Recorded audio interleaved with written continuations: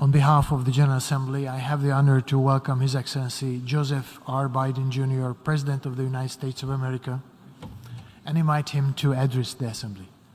Thank you.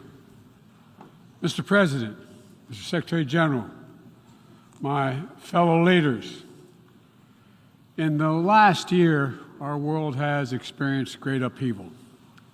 A growing crisis in food insecurity, record heat, floods and droughts, COVID-19, inflation, and a brutal, needless war.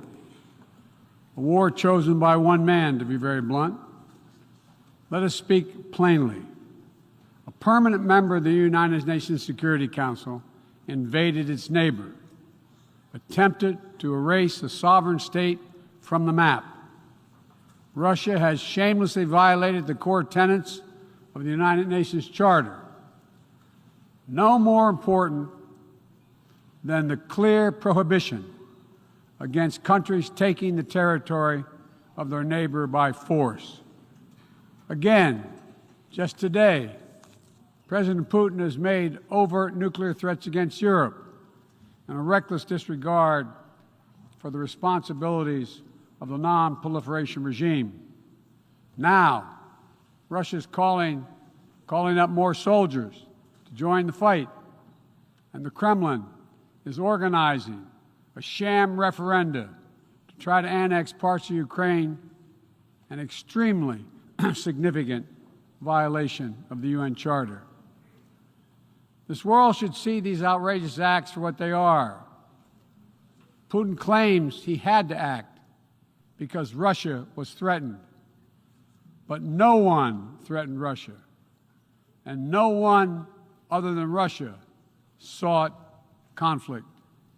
In fact, we warned it was coming, and with many of you we worked to try to avert it.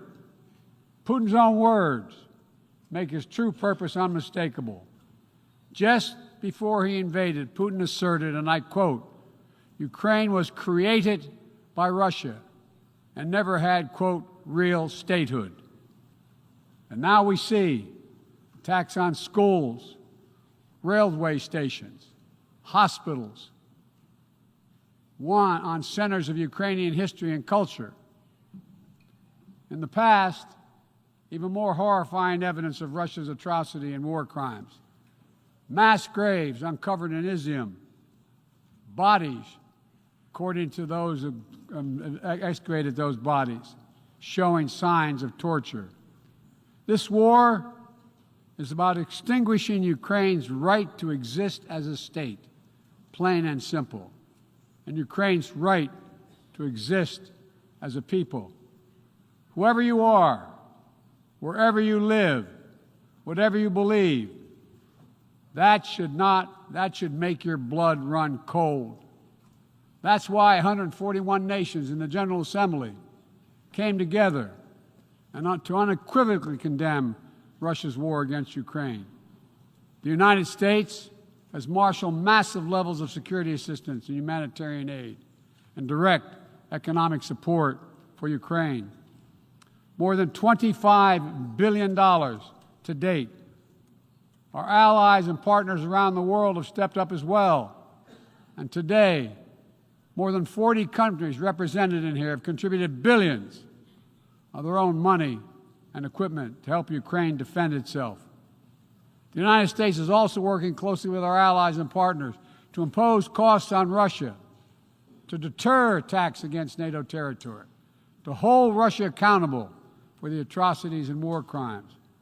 Because if nations can pursue their imperial ambitions without consequences, then we put at risk everything this very institution stands for, everything. Every victory won on the battlefield belongs to the courageous Ukrainian soldiers. But this past year, the world was tested as well. And we did not hesitate. We chose liberty. We chose sovereignty. We chose principles to which every party to the United Nations Charter is beholding. We stood with Ukraine. Like you, the United States wants this war to end on just terms, on terms we all signed up for, that you cannot seize a nation's territory by force. That the only country standing in the way of that is Russia. So we, each of us in this body, who's determined to uphold the principles and beliefs we pledge to defend as members of the United Nations, must be clear, firm, and unwavering in our resolve. Ukraine has the same rights that belong to every sovereign nation. We will stand in solidarity with Ukraine. We will stand in solidarity against Russia's aggression, period.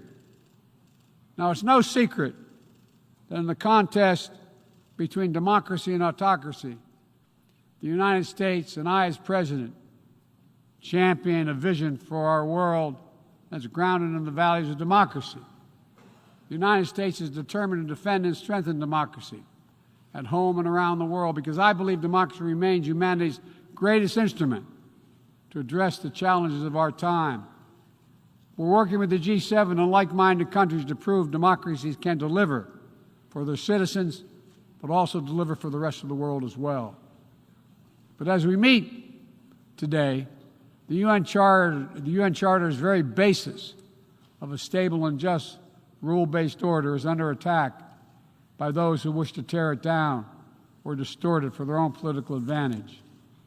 And the United Nations Charter was not only signed by democracies of the world, it was negotiated among citizens, dozens of nations with vastly different histories and ideologies, united in their commitment to work for peace.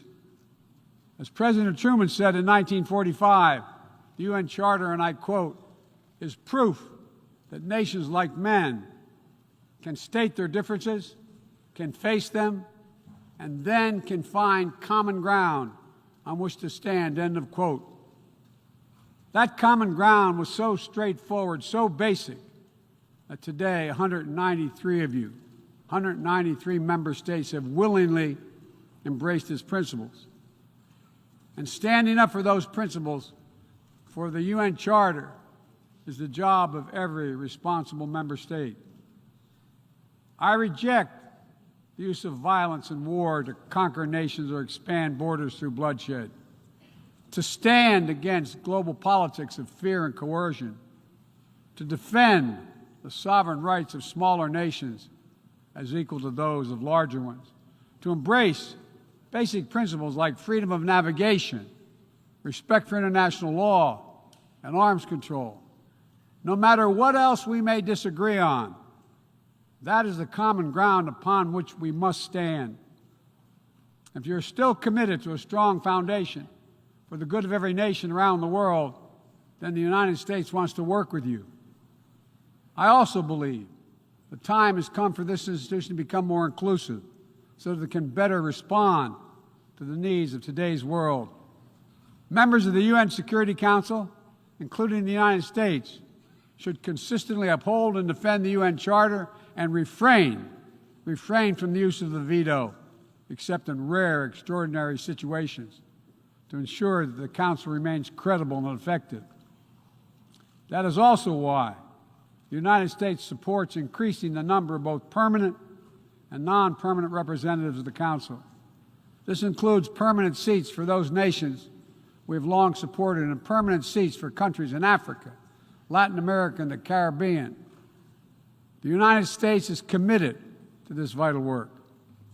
In every region, we pursued new, constructive ways to work with partners to advance shared interests, from elevating the Quad in the Indo-Pacific to signing the Los Angeles Declaration of Migration and Protection at the Summit of the Americas, to joining a historic meeting of 9 Arab leaders to work toward a more peaceful, integrated Middle East, to hosting the U.S.-Africa Leaders Summit in this December. As I said last year, the United States is opening an era of relentless diplomacy to address the challenges that matter most to people's lives, all people's lives. Tackling climate crisis, as the previous speaker spoke to, strengthening global health security, feeding the world.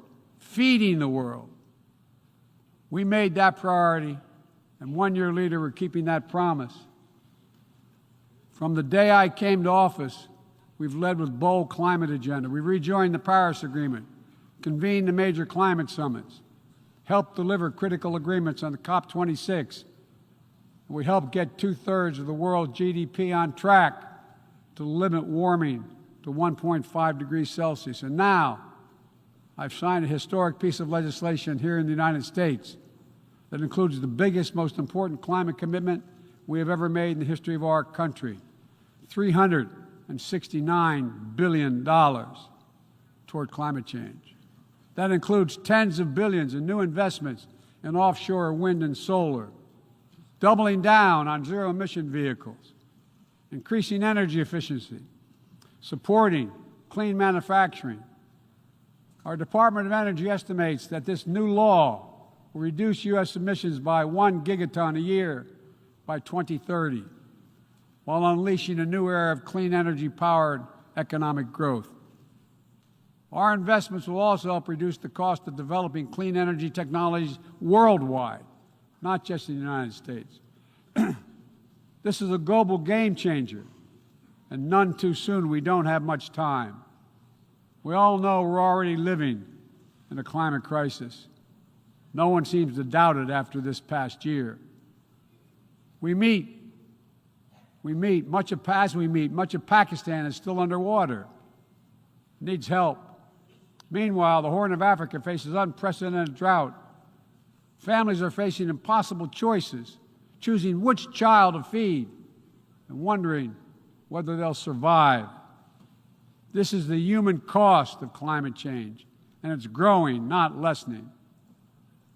So, as I announced last year, to meet our global responsibility, my administration is working with our Congress to deliver more than $11 billion a year to international climate finance, to help lower-income countries implement their climate goals and ensure a just energy transition. The key part of that will be our PEPFAR plan, which will help 500 million people in especially vulnerable countries adapt to the impacts of climate change and build resilience. This need is enormous. So let this be the moment we find within ourselves the will to turn back the tide of climate devastation, and unlock a resilient, sustainable, clean energy economy to preserve our planet. On global health, we've delivered more than 620 million doses of COVID-19 vaccine to 116 countries around the world, with more available to help meet countries' needs. All free of charge, no strings attached, and we're working closely with the G20 and other countries in the United States help lead the change to establish a groundbreaking new fund for pandemic prevention, preparedness, and response at the World Bank. At the same time, we've continued to advance the ball on enduring global health challenges. Later today, I'll host the 7th replenishment conference for the Global Fund to fight AIDS, tuberculosis, and malaria. With bipartisan support in our Congress, I have pledged to contribute up to $6 billion to that effort. So I look forward to welcoming a historic round of pledges at the conference, resulting in one of the largest global health fundraisers ever held in all history. We're also taking down the food crisis head on, with as many as 193 million people around the world experience acute food insecurity, a jump of 40 million in a year. Today I'm announcing another $2.9 billion in U.S. support for life-saving humanitarian and food security assistance for this year alone. Russia, in the meantime, is pumping out lies, trying to pin the blame for the crisis, the food crisis, on the sanctions imposed by many in the world for the aggression against Ukraine. So let me be perfectly clear about something. Our sanctions explicitly allow Russia the ability to export food and fertilizer. No limitation It's Russia's war that is worsening food insecurity, and only Russia can end it. I'm grateful for the work here at the UN, including your leadership, Mr. Secretary General, establishing a mechanism to export grain from Black Sea ports in Ukraine that Russia had blocked for months, and we need to make sure it's extended. We believe strongly in the need to feed the world. That's why the United States is the world's largest supporter of the World Food Program, with more than 40% of its budget.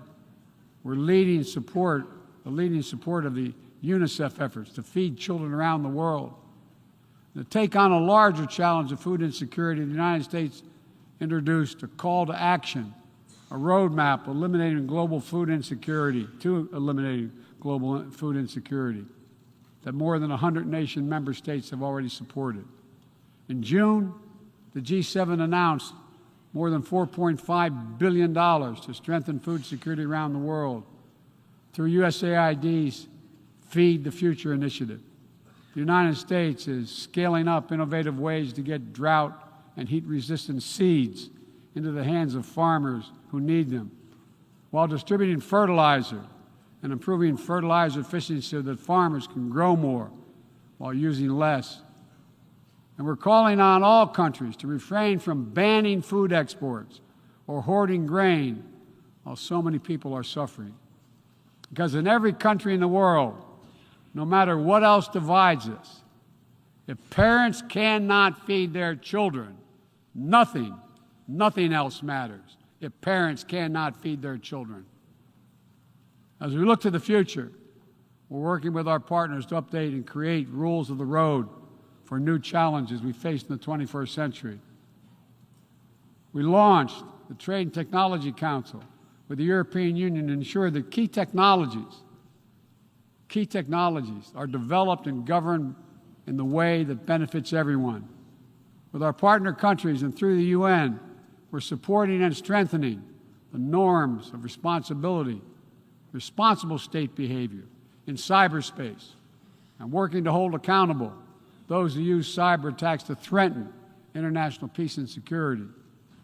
With partners in the Americas, Africa, Europe, and the Middle East, and the Indo-Pacific, we're working to build a new economic ecosystem where every nation gets a fair shot, and economic growth is resilient, sustainable, and shared. That's why the United States has championed a global minimum tax, and we will work to see it implemented so major corporations pay their fair share everywhere. It's also been the idea behind the Indo-Pacific Economic Framework, which the United States launched this year with 13 other Indo-Pacific economies. We're working with our partners in ASEAN and the Pacific Islands to support a vision for a critical Indo-Pacific region that is free and open, connected and prosperous, secure and resilient. Together with partners around the world, we're working to secure resilient supply chains that protect everyone from coercion or domination, and ensure that no country can use energy as a weapon. And as Russia's war riles the global economy, we're also calling on major global creditors, including the non-Paris Club countries, to transparently negotiate debt forgiveness for lower-income countries, to forestall broader economic and political crisis around the world. Instead of infrastructure projects that generate huge and large debt without delivering on the promised advantages, let's meet the enormous infrastructure needs around the world with transparent investments, high-standard projects that protect the rights of workers and the environment, keyed to the needs of the communities they serve, not to the contributor.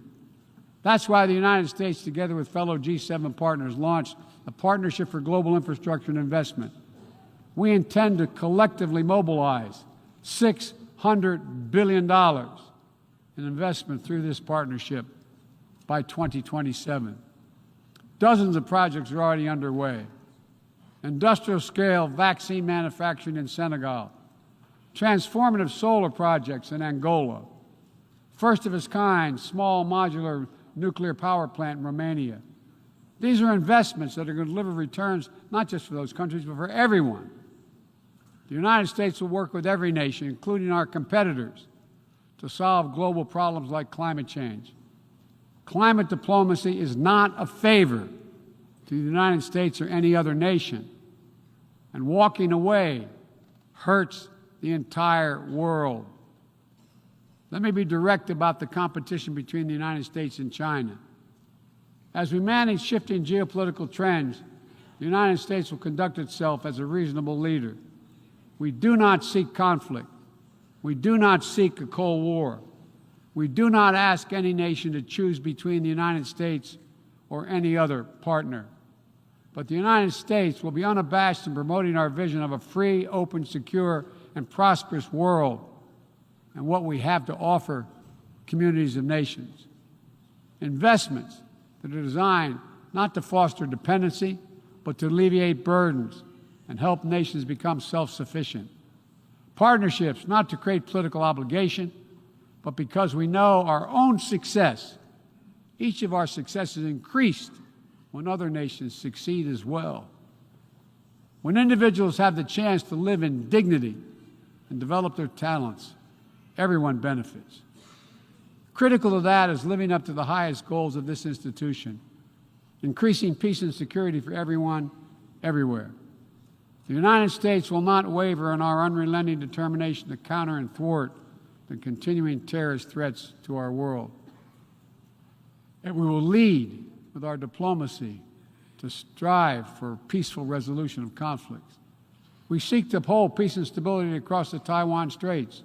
We remain committed to our one China policy, which has helped prevent conflict for 4 decades.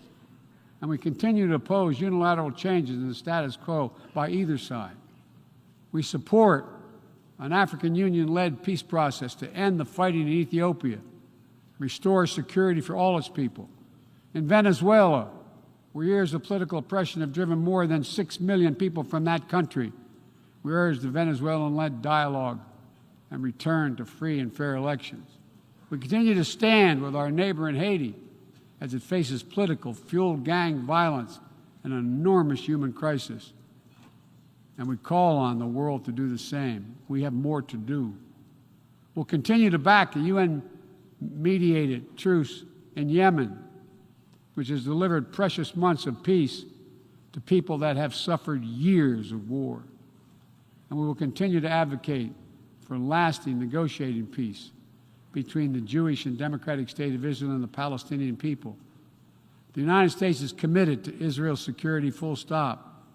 And a negotiated two-state solution remains, in our view, the best way to ensure Israel's security and prosperity for the future and give the Palestinians the state to which they are entitled.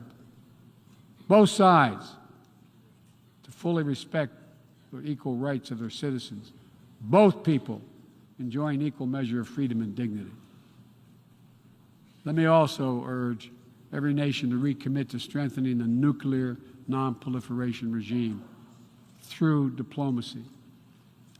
No matter what else is happening in the world, the United States is ready to pursue critical arms control measures. A nuclear war cannot be won and must never be fought. The 5 permanent members of the Security Council just reaffirmed that commitment in January. But today, we're seeing disturbing trends. Russia shunned the non-proliferation ideals embraced by every other nation at the 10th NPT Review Conference. And again today, as I said, they're making irresponsible nuclear threats to use nuclear weapons. China is conducting an unprecedented, concerning nuclear buildup without any transparency. Despite our efforts to begin serious and sustained diplomacy, the Democratic People's Republic of Korea continues to blatantly violate UN sanctions. And while the United States is prepared for a mutual return to the Joint Comprehensive Plan of Action if Iran steps up to its obligations, the United States is clear.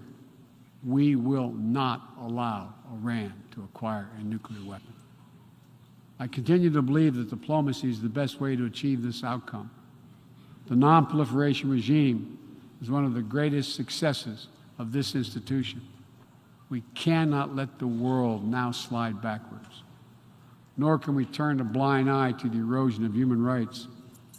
Perhaps singular among this body's achievements stands the Universal Declaration of Human Rights, which is the standard by which our forebears challenged us to measure ourselves. They made clear in 1948, human rights are the basis for all that we seek to achieve. And yet today, in 2022, fundamental freedoms are at risk in every part of our world, from the violations in Xinjiang, detailed recent reports by the Office of U.S. reports detailing by the U.S. High Commissioner, to the horrible abuses against pro-democracy activists and ethnic minorities by the military regime in Burma, to the increased repression of women and girls by the Taliban in Afghanistan. And today, we stand with the brave citizens and the brave women of Iran who right now are demonstrating to secure their basic rights. But here's what I know. The future will be won by those countries that unleash the full potential of their populations, where women and girls can exercise equal rights, including basic reproductive rights, and contribute fully to building a stronger economies and more resilient societies, where religious and ethnic minorities can live their lives without harassment and contribute to the fabric of their communities, where the LGBTQ plus community, individuals, live and love freely without being targeted with violence, where citizens can question and criticize their leaders without fear of reprisal. The United States will always promote human rights and the values enshrined in the UN Charter in our own country and around the world. Let me end with this. This institution, guided by the UN Charter and the Universal Declaration of Human Rights, is at its core an act of dauntless hope. Let me say that again. It's an act of dauntless hope. Think about the vision of those first delegates who undertook a seemingly impossible task while the world was still smoldering. Think about how divided the people of the world must have felt with the fresh grief of millions dead, the genocidal horrors of the Holocaust exposed. They had every right to believe only the worst of humanity. Instead, they reached for what was best in all of us, and they strove to build something better. Enduring peace, comity among nations, equal rights for every member of the human family, cooperation for the advancement of all humankind. My fellow leaders, the challenges we face today are great indeed, but our capacity is greater. Our commitment must be greater still. So let's stand together to again declare the unmistakable resolve that nations of the world are united still, that we stand for the values of the UN Charter, that we still believe by working together we can bend the arc of history toward a freer and more just world for all our children, although none of us have fully achieved it. We're not passive witnesses to history. We are the authors of history. We can do this. We have to do it for ourselves and for our future, for humankind. Thank you for your tolerance, for listening to me. I appreciate it very much. God bless you all. On behalf of the General Assembly, I wish to thank the President of the United States of America for the statement just made, and I request the protocol to escort His Excellency. May I request